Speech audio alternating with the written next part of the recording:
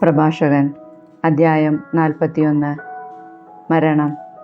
മരണമേ, തൻ്റെ സമ്പത്തിൻ്റെ മധ്യേ സമാധാനപൂർവ്വം ജീവിക്കുന്നവന്, അല്ലലില്ലാതെ എല്ലാ ഐശ്വര്യങ്ങളുമുള്ളവന്, രുചികരമായ വിഭവങ്ങൾ ആസ്വദിക്കാൻ ആരോഗ്യമുള്ളവന്, നിന്നെപ്പറ്റി ഓർക്കുന്നത് എത്ര അരോചകമാണ്.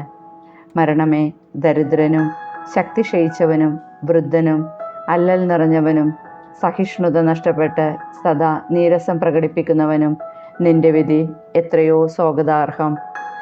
മരണവിധിയെ ഭയപ്പെടേണ്ട. നിന്റെ മുൻകാല ജീവിതത്തെയും ജീവിതാന്തത്തെയും ഓർക്കുക. മർത്യവർഗത്തിനുള്ള കർത്താവിൻ്റെ തീർപ്പാണിത്. അത്യുന്നതൻ്റെ ഹിതം നിരസിക്കാൻ ആർക്ക് കഴിയും? ആയുസ് 10, 100, 1000 വർഷമായിക്കൊള്ളട്ടെ, പാതാളത്തിൽ അതേപ്പറ്റി ചോദ്യമില്ല. പാപികളുടെ സന്താനങ്ങൾ മ്ലേച്ഛ സന്തതികളാണ്. അവർ ദൈവഭയമില്ലാത്തവരുടെ സങ്കേതങ്ങളിൽ സമ്മേളിക്കുന്നു. പാപികളുടെ സന്താനങ്ങളുടെ അവകാശം നശിച്ചു പോകും. അവരുടെ പിൻതലമുറ നിത്യനിന്ദയ്ക്ക് പാത്രമാകും. ദൈവഭയമില്ലാത്ത പിതാവിനെ മക്കൾ കുറ്റപ്പെടുത്തും. അവൻ നിമിത്തമാണ് അവർ നിന്ന അനുഭവിക്കുന്നത്. അത്യുന്നത ദൈവത്തിൻ്റെ കൽപ്പനകൾ നിരസിച്ച ദൈവഭയമില്ലാത്ത ജനമേ, നിങ്ങൾക്ക് കഷ്ടം. നിങ്ങൾ ശാപത്തിലേക്കാണ് ജനിച്ചത്. മരണത്തിലും ശാപമാണ് നിങ്ങളുടെ വിധി. പൊടിയിൽ നിന്ന് വന്നവൻ പൊടിയിലേക്ക് മടങ്ങുന്നു. ദൈവഭയമില്ലാത്തവൻ ശാപത്തിൽ നിന്ന് നാശത്തിലേക്ക് പോകുന്നു. ശരീരനാശത്തെ പ്രതി മനുഷ്യർ വിലപിക്കുന്നു. എന്നാൽ പാപികളുടെ പേര് പോലും മാഞ്ഞുപോകും. സത്കീർത്തിയിൽ ശ്രദ്ധാലുവായിരിക്കുക. 1000 സ്വർണ്ണ നിക്ഷേപങ്ങളെക്കാൾ അത് അക്ഷയമാണ്. നല്ല ജീവിതത്തിൻ്റെ ദിനങ്ങൾ പരിമിതമത്രേ, എന്നാൽ സൽകീർത്തി ശാശ്വതവും. ലജ്ജാശീലം. കുഞ്ഞുങ്ങളെ, ഉപദേശങ്ങൾ പാലിച്ച് സമാധാനത്തിൽ വർത്തിക്കുവിൻ. നിഗൂഢജ്ഞാനവും അജ്ഞാതനിധിയും നിഷ്പ്രയോജനമാണ്. വിഡ്ഢിത്തം മറച്ചുവെക്കുന്നവൻ വിജ്ഞാനം ഗോപനം ചെയ്യുന്നവനേക്കാൾ ഭേദമാണ്. അതിനാൽ എൻ്റെ വാക്കുകളെ ആദരിക്കുക. എല്ലാറ്റിനെയും കുറിച്ച് ലജ്ജിക്കുന്നത് നന്നല്ല. എല്ലാവരും എല്ലാം ശരിക്ക് വിലയിരുത്തുന്നുമില്ല. ലജ്ജിക്കേണ്ടവ ഇവയാണ്: പിതാവിൻ്റെയോ മാതാവിൻ്റെയോ മുൻപിൽ അസന്മാർഗിയായിരിക്കുക, പ്രഭുവിൻ്റെയോ ഭരണാധികാരിയുടെയോ മുൻപിൽ വ്യാജം പറയുക, ന്യായാധിപൻ്റെയോ വിധിയാളൻ്റെയോ മുൻപിൽ തെറ്റ് ചെയ്യുക, ജനത്തിൻ്റെയോ സമൂഹത്തിൻ്റെയോ മുൻപിൽ തിന്മ പ്രവർത്തിക്കുക, സ്നേഹിതൻ്റെയോ പങ്കാളിയുടെയോ മുൻപിൽ അനീതി പ്രവർത്തിക്കുക, സ്വന്തം സ്ഥലത്തു നിന്ന് മോഷ്ടിക്കുക. ഇവയെല്ലാം ലജ്ജാകരമാണ്. ദൈവത്തിൻ്റെ വിശ്വസ്തതയുടെയും ഉടമ്പടിയുടെയും മുൻപിൽ ലജ്ജാഭരിതരാവുക. ഭക്ഷണാവസരങ്ങളിൽ സ്വാർത്ഥ താല്പര്യം കാണിക്കുന്നതിലും ക്രയവിക്രയങ്ങളിൽ കാപഢ്യം കാണിക്കുന്നതിലും പ്രതി അഭിവാദനം ചെയ്യാതിരിക്കുന്നതിലും കുലടയെ അഭിലാഷപൂർവ്വം നോക്കുന്നതിലും ബദ്നുവിൻ്റെ അഭ്യർത്ഥന നിരസിക്കുന്നതിലും അന്യൻ്റെ ഓഹരിയോ സമ്മാനമോ അപഹരിക്കുന്നതിലും അന്യൻ്റെ ഭാര്യയെ ദുർമോഹത്തോടെ നോക്കുന്നതിലും അവൻ്റെ ദാസിയുമായി ബന്ധപ്പെടുന്നതിലും ലജ്ജിക്കുക. അവളുടെ കിടക്കയെ സമീപിക്കരുത്. സ്നേഹിതന്മാരുടെ മുൻപാകെ നടത്തിയ വഷളായ സംസാരത്തിൻ്റെ പേരിൽ ലജ്ജിക്കുക. ദാനം ചെയ്തിട്ട് കൊട്ടിഘോഷിക്കാതിരിക്കുക. പരദൂഷണം ആവർത്തിക്കുന്നതിലും രഹസ്യം വെളിപ്പെടുത്തുന്നതിലും ലജ്ജിക്കുക. അപ്പോൾ ഉചിതമായ ലജ്ജയായിരിക്കും നിൻ്റേത്. എല്ലാവരും നിന്നെ ഇഷ്ടപ്പെടുകയും ചെയ്യും. പ്രഭാഷകൻ അദ്ധ്യായം 42. താഴെ പറയുന്ന കാര്യങ്ങളിൽ നീ ലജ്ജിക്കുകയോ മറ്റുള്ളവരെ ഭയന്ന് പാപം ചെയ്യുകയോ അരുത്. അത്യുന്നതൻ്റെ നിയമം, അവിടുത്തെ ഉടമ്പടി, അപരാധനെ കുറ്റം വിധിക്കുക, പങ്കാളിയും സഹയാത്രികനുമായി കണക്ക് തീർക്കുക, സ്നേഹിതരുടെ പിതൃസ്വത്ത് വിഭജിക്കുക, കൂടുതലോ കുറവോ വരാതെ അളവിലും തൂക്കത്തിലും സൂക്ഷ്മത കാണിക്കുക, കച്ചവടത്തിൽ ലാഭം നേടുക, കുട്ടികൾക്ക് നല്ല ശിക്ഷണം നൽകുക, ദുഷ്ടനായ ദാസന് തക്ക ശിക്ഷ കൊടുക്കുക. ഇവയൊന്നിലും നീ ലജ്ജിക്കേണ്ട. അവിശ്വസ്തയായ ഭാര്യയെ നിലക്ക് നിർത്തുന്നതും നന്ന്. അനേകർ ഉള്ളിടത്ത് സാധനങ്ങൾ പൂട്ടി സൂക്ഷിക്കുന്നതും നന്ന്. എല്ലാ ഇടപാടുകളിലും കണക്ക് വയ്ക്കണം. ക്രയവിക്രയങ്ങളിൽ രേഖ സൂക്ഷിക്കണം. അജ്ഞനെയോ വിഡ്ഢിയെയോ ചെറുപ്പക്കാരുമായി ശണ്ട കൂടുന്ന വൃദ്ധനെയോ ഉപദേശിക്കുന്നതിൽ ലജ്ജിക്കേണ്ട. അപ്പോൾ നീ അറിവുള്ളവനാണെന്ന് വ്യക്തമാവുകയും എല്ലാവരും നിന്നെ അംഗീകരിക്കുകയും ചെയ്യും. മകളെക്കുറിച്ച് ആകുലത. മകൾ സ്വയം അറിയാതെ തന്നെ പിതാവിനെ ജാഗരൂകതയുള്ളവനാക്കുന്നു. അവളെക്കുറിച്ചുള്ള വിചാരം അവൻ്റെ നിദ്ര അപഹരിച്ചു കളയുന്നു. യൗവനത്തിൽ അവൾ വിവാഹിതയാകുമോ എന്നും വിവാഹത്തിനു ശേഷം അവൾ ഭർത്താവിന് അഹിതയാകുമോ എന്നും ഓർത്ത് ആകുലനാകുന്നു. കന്യകയായിരിക്കുമ്പോൾ അവൾ കളങ്കിതയും പിതൃഭവനത്തിൽ വെച്ച് ഗർഭിണിയുമാകുമോ എന്ന് ഭയപ്പെടുന്നു. ഭർത്തൃമതിയെങ്കിൽ അവിശ്വസ്തയോ വന്ധ്യയോ ആകുമോ എന്നും ശങ്കിക്കുന്നു. ദുശ്ശാഠ്യക്കാരിയായ പുത്രിയെ കർശനമായി സൂക്ഷിക്കുക, അല്ലെങ്കിൽ അവൾ നിന്നെ ശത്രുക്കളുടെ പരിഹാസപാത്രവും നഗരത്തിൽ സംസാര വിഷയവും ജനമധ്യേ അപമാനിതനുമാക്കും. സമൂഹത്തിൻ്റെ മുൻപിൽ നിനക്ക് ലജ്ജിക്കേണ്ടി വരും. ആരുടെയും ആകാരഭംഗി നോക്കിയിരിക്കരുത്. സ്ത്രീകളുടെ ഇടയിൽ ഇരിക്കുകയും അരുത്. വസ്ത്രത്തിൽ നിന്ന് കീടങ്ങൾ എന്ന പോലെ സ്ത്രീയിൽ നിന്ന് ദുഷ്ടത വരുന്നു. സ്ത്രീയുടെ നന്മയേക്കാൾ ഭേദമാണ് പുരുഷന്റെ ദുഷ്ടത. സ്ത്രീയാണ് ലജ്ജയും അപമാനവും വരുത്തുന്നത്. പ്രപഞ്ചത്തിൽ ദൈവമഹത്വം. ഞാനിപ്പോൾ കർത്താവിൻ്റെ പ്രവൃത്തികളെ അനുസ്മരിക്കുകയും ഞാൻ കണ്ടത് പ്രഘോഷിക്കുകയും ചെയ്യും. കർത്താവിൻ്റെ പ്രവൃത്തികൾ വചനം വഴി നിർവഹിക്കപ്പെടുന്നു. സൂര്യൻ തൻ്റെ കിരണങ്ങൾ കൊണ്ട് എല്ലാ വസ്തുക്കളെയും കടാക്ഷിക്കുന്നു. കർത്താവിൻ്റെ മഹത്വം എല്ലാ സൃഷ്ടികളിലും നിറഞ്ഞിരിക്കുന്നു. കർത്താവിൻ്റെ വിസ്മയനീയമായ പ്രവൃത്തികൾ അവിടുത്തെ വിശുദ്ധർക്ക് പോലും അവർണ്ണനീയമാണ്. പ്രപഞ്ചം മുഴുവൻ തൻ്റെ മഹത്വത്തിൽ നിലകൊള്ളാൻ വേണ്ടി സർവശക്തനായ കർത്താവ് സ്ഥാപിച്ചവയത്രേ അവ. അവിടുന്ന് ആഴിയുടെ അഗാധത്തെയും മനുഷ്യഹൃദയങ്ങളെയും പരിശോധിച്ച് അവയുടെ നിഗൂഢതകൾ ഗ്രഹിക്കുന്നു. അറിയേണ്ടതെല്ലാം അവിടുന്ന് അറിയുന്നു. കാലത്തിൻ്റെ സൂചനകൾ അവിടുന്ന് നിരീക്ഷിക്കുകയും ചെയ്യുന്നു. ബോധവും ഭാവിയും അവിടുന്ന് പ്രഖ്യാപിക്കുന്നു. നിഗൂഢ രഹസ്യങ്ങൾ അവിടുന്ന് വെളിപ്പെടുത്തുന്നു. ഒരു ചിന്തയും അവിടത്തേക്ക് അജ്ഞാതമല്ല. ഒരു വാക്കും കർത്താവിന് മറഞ്ഞിരിക്കുന്നില്ല. അവിടുത്തെ ജ്ഞാനത്തിൻ്റെ മഹിമകൾ അവിടുന്ന് ക്രമീകരിച്ചിരിക്കുന്നു. അവിടുന്ന് അനാദി മുതൽ അനന്തത വരെ സ്ഥിതി ചെയ്യുന്നു. ഒന്നും കൂട്ടാനോ കുറയ്ക്കാനോ സാധിക്കുകയില്ല. അവിടത്തേക്ക് ഉപദേശകരെയും ആവശ്യമില്ല. അവിടുത്തെ പ്രവൃത്തികൾ എത്ര അഭികാമ്യം! അവ കാഴ്ചയ്ക്ക് എത്ര ദീപ്തമാണ്! അവയെല്ലാം എന്നേക്കും ജീവിക്കുകയും നിലനിൽക്കുകയും ചെയ്യുന്നു. സ്വധർമ്മത്തോട് വിശ്വസ്തത പുലർത്തുന്നു. എല്ലാ വസ്തുക്കളും ജോഡികളായി ദ്വന്ദ്ങ്ങളായി സൃഷ്ടിക്കപ്പെട്ടിരിക്കുന്നു. ഒന്നും അപൂർണമല്ല. ഒന്ന് മറ്റൊന്നിന് പൂരകമാണ്. അവിടുത്തെ മഹത്വം ദർശിച്ച് ആർക്കെങ്കിലും മതി വരുമോ? പ്രഭാഷകൻ അധ്യായം 43. തെളിഞ്ഞ ആകാശവിധാനം സ്വർഗീയ ഔന്നത്യത്തിൻ്റെ അഭിമാനമാണ്. സ്വർഗം എത്ര മഹനീയമായ ദൃശ്യമാണ്! അത്യുന്നതൻ്റെ സൃഷ്ടി എത്ര വിസ്മയാവഹമാണെന്ന് ഉദിച്ചുയരുന്ന സൂര്യൻ പ്രഘോഷിക്കുന്നു. മധ്യാഹ്നത്തിൽ അത് ഭൂമിയെ വരട്ടുന്നു. അതിൻ്റെ അത്യുഗ്രമായ ചൂട് സഹിക്കാൻ ആർക്ക് കഴിയും?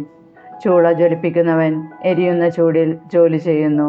സൂര്യനാകട്ടെ അതിൻ്റെ 3 ഇരട്ടി ചൂടിലാണ് പർവ്വതങ്ങളെ ദഹിപ്പിക്കുന്നത്. അത് ശരങ്ങൾ ചൊരിയുന്നു. ഉജ്ജ്വല രശ്മികൾ കൊണ്ട് കണ്ണഞ്ചിക്കുന്നു. ഇത് സൃഷ്ടിച്ച കർത്താവ് ഉന്നതനാണ്. അവിടുത്തെ കൽപ്പനയിൽ അത് ഗതിവേഗം കൂട്ടുന്നു. യഥാസമയം സ്വധർമ്മം അനുഷ്ഠിക്കാൻ ചന്ദ്രനെയും അവിടുന്ന് സൃഷ്ടിച്ചു. കാലം നിർണയിക്കാനും ശാശ്വതമായ അടയാളമായിരിക്കാനും തന്നെ. ഉത്സവദിനങ്ങൾ ചന്ദ്രനെ നോക്കി നിർണയിക്കുന്നു. പൂർണ്ണതയിലെത്തിയിട്ട് ക്ഷയിക്കുന്ന വെളിച്ചമാണത്. അത്ഭുതകരമായി വളരുന്ന ചന്ദ്രക്കലയെ അടിസ്ഥാനമാക്കി മാസങ്ങൾക്ക് പേര് നൽകുന്നു. ആകാശ സൈന്യങ്ങളുടെ പ്രകാശഗോപുരമാണത്. നക്ഷത്രങ്ങളുടെ ശോഭ ആകാശത്തിൻ്റെ സൗന്ദര്യമാകുന്നു. കർത്താവിൻ്റെ ഉന്നതങ്ങളിൽ മിന്നിത്തിളങ്ങുന്ന അലങ്കാരനിരയും. പരിശുദ്ധൻ്റെ കൽപ്പനയാൽ അവ യഥാസ്ഥാനം നിലകൊള്ളുന്നു. അവ ഒരിക്കലും കണ്ണു ചിമ്മുന്നില്ല. ശോഭയാൽ അഴകുറ്റ മഴവില്ലിനെ നോക്കി അതിൻ്റെ സൃഷ്ടാവിനെ സ്തുതിക്കുവിൻ. മനോഹരമായ ചാപം കൊണ്ട് അത് ആകാശത്തെ വലയം ചെയ്യുന്നു. അത്യുന്നതൻ്റെ കരങ്ങളാണ് അത് കുലച്ചിരിക്കുന്നത്. അവിടുന്ന് തൻ്റെ കൽപ്പനയാൽ ഹിമവാതമയക്കുന്നു. തൻ്റെ വിധിയുടെ മിന്നൽ പിണരുകളെ തുരിപ്പിക്കുന്നു. അങ്ങനെ സംഭരണശാലകൾ തുറന്ന് മേഘങ്ങൾ പക്ഷികളെപ്പോലെ പറക്കുന്നു. തൻ്റെ മഹത്വത്താൽ അവിടുന്ന് മേഘങ്ങളെ ഒരുമിച്ച് കൂട്ടി ആലിപ്പഴങ്ങളായി നുറുക്കുന്നു. അവിടുന്ന് പ്രത്യക്ഷപ്പെടുമ്പോൾ പർവ്വതങ്ങൾ വിറകൊള്ളുന്നു. അവിടുന്ന് ഇച്ഛിക്കുമ്പോൾ തെക്കൻ കാറ്റ് വീശുന്നു. മേഘഗർജനം കൊണ്ട് അവിടുന്ന് ഭൂമിയെ ശാസിക്കുന്നു. വടക്കൻ കാറ്റും ചുഴലിക്കാറ്റും കൊണ്ട് ശാസിക്കുന്നു. പറന്നിറങ്ങുന്ന പക്ഷികളെപ്പോലെ അവിടുന്ന് മഞ്ഞ് വിതറുന്നു. വെട്ടുകിളി പറ്റം പോലെ അത് ഇറങ്ങി വരുന്നു. അതിൻ്റെ വെണ്മ കണ്ണഞ്ചിക്കുന്നതാണ്. അത് വീഴുന്നത് കണ്ട് മനസ്സ് വിസ്മയഭരിതമാകുന്നു. അവിടുന്ന് ഭൂമിയിൽ ഉപ്പുപോലെ തുഷാരം വിതറുന്നു. ഉറയുമ്പോൾ അത് കൂർത്ത മുള്ളുപോലെയാകുന്നു. തണുത്ത വടക്കൻ കാറ്റ് വീശി ജലോപരിതലം മഞ്ഞുകട്ടയാകുന്നു. ജലാശയങ്ങളുടെ മുകളിൽ അത് പൊങ്ങിക്കിടക്കുകയും ജലം അതിനെ പടച്ചട്ട പോലെ അണിയുകയും ചെയ്യുന്നു. പർവ്വതങ്ങൾ ചൂടുകൊണ്ട് ദഹിക്കുകയും മരുഭൂമി വരളുകയും സസ്യങ്ങൾ അഗ്നി കൊണ്ടെന്ന പോലെ വാടിക്കരിയുകയും ചെയ്യുന്നു. എന്നാൽ മൂടൽമഞ്ഞ് എല്ലാറ്റിനെയും അതിവേഗം സുഖപ്പെടുത്തുന്നു. മഞ്ഞ് പ്രത്യക്ഷമാകുമ്പോൾ ചൂട് ശമിച്ച് ഉന്മേഷമുണ്ടാകുന്നു. അത്യഗാധത്തെ നിശ്ചലമാക്കി അതിൽ ദ്വീപുകൾ പ്രതിഷ്ഠിച്ചത് അവിടുത്തെ നിശ്ചയമാണ്. സമുദ്രസഞ്ചാരികൾ അതിലെ അപകടങ്ങളെപ്പറ്റി സംസാരിക്കുന്നു. നാം അത് കേട്ട് വിസ്മയിക്കുന്നു. അസാധാരണവും അത്ഭുതകരവുമായ സൃഷ്ടികൾ അതിലുണ്ട്. എല്ലാത്തരം ജീവജാലങ്ങളും അതികായങ്ങളായ സമുദ്രസത്വങ്ങളും അതിലുണ്ട്. സ്വന്തം ശക്തിയാൽ അവിടുന്ന് ലക്ഷ്യം പ്രാപിക്കുന്നു.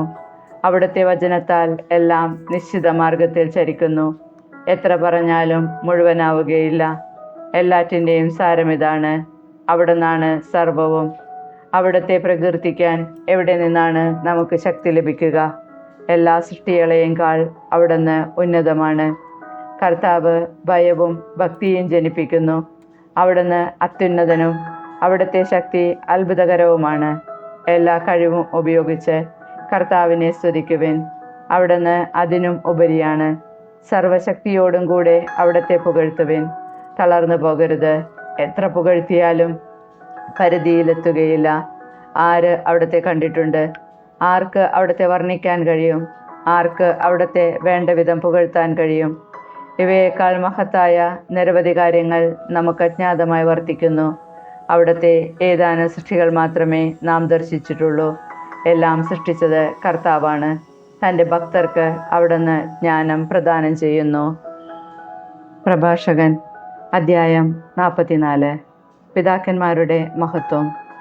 നമുക്കിപ്പോൾ മഹത്തുക്കളെയും നമ്മുടെ പൂർവ്വപിതാക്കന്മാരെയും തലമുറക്രമത്തിൽ പ്രകീർത്തിക്കാം. കർത്താവ് ആദ്യം മുതൽ തന്നെ തൻ്റെ പ്രതാപവും മഹത്വവും അവർക്ക് ഓഹരിയായി നൽകി. രാജാക്കന്മാരും കീർത്തിയുറ്റ ബലശാലികളും ജ്ഞാനത്താൽ ഉപദേശം നൽകിയവരും പ്രവാചകന്മാരും അവരുടെ ഇടയിലുണ്ടായിരുന്നു. ആലോചനകളാലും നിയമപരിജ്ഞാനത്താലും ജനത്തിന് നേതൃത്വം കൊടുത്തവരും വിവേകപൂർവമായ ഉപദേശം നൽകിയവരും അക്കൂട്ടത്തിലുണ്ടായിരുന്നു. ചിലർ സംഗീതജ്ഞന്മാരും കവികളുമായിരുന്നു. വിഭവസമൃദ്ധിയുള്ളവരും സ്വവസതികളിൽ സമാധാനപൂർവ്വം വസിച്ചവരുമാണ് ചിലർ. ഇവർ തങ്ങളുടെ തലമുറകളിൽ ബഹുമാന്യതരും കാലത്തിൻ്റെ മഹിമയുമായിരുന്നു. ജനങ്ങൾ പ്രകീർത്തിച്ച പ്രസിദ്ധരാണ് ചിലർ. സ്മരണ അവശേഷിപ്പിക്കാതെ മാഞ്ഞുപോയവരുമുണ്ട്. ജീവിക്കുകയോ ജനിക്കുക പോലുമോ ചെയ്തില്ലെന്ന് തോന്നുമാറ് അവർ മൺമറഞ്ഞു. അവരുടെ മക്കളും അങ്ങനെ തന്നെ.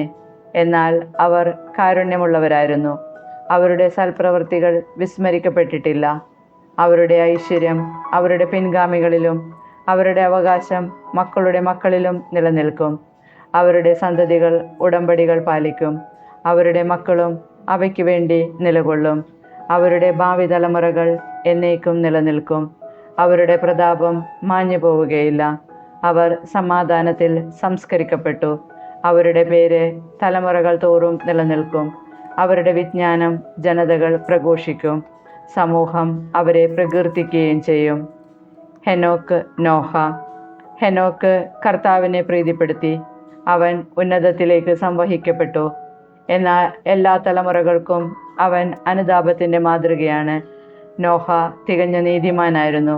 വിനാശത്തിൻ്റെ നാളിൽ ഒഴിവാക്കപ്പെട്ടവ മുളയായിരുന്നു അവൻ. അങ്ങനെ ജലപ്രളയത്തിനു ശേഷം ഭൂമിയിൽ ഒരു ഭാഗം നിലനിന്നു. മർത്യകുലം ജലപ്രളയത്താൽ നശിപ്പിക്കപ്പെടുകയില്ലെന്ന നിത്യമായ ഉടമ്പടി അവനുമായി ചെയ്യപ്പെട്ടു. അബ്രഹാം, ഇസഹാക്ക്, യാക്കോബ്. അനേക ജനതകളുടെ പൂർവ്വപിതാവായിരുന്നു അബ്രഹാം. മഹത്വത്തിൽ അവന് സമനായ ആരുമില്ല. അവൻ അത്യുന്നതൻ്റെ നിയമം പാലിക്കുകയും അവിടുന്ന് അവനുമായി ഉടമ്പടിയിൽ ഏർപ്പെടുകയും ചെയ്തു. അവൻ സ്വശരീരത്തിൽ ഉടമ്പടിയുടെ മുദ്ര പതിച്ചു. പരീക്ഷിക്കപ്പെട്ടപ്പോൾ അവൻ വിശ്വസ്തത തെളിയിച്ചു.